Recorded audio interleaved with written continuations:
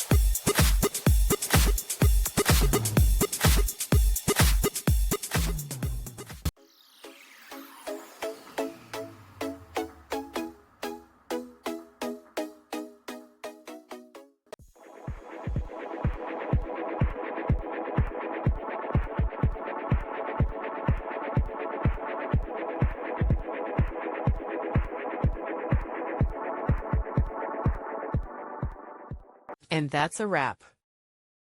I hope you found the answer you were looking for. If you did, take a second to hit that subscribe button. It really helps out.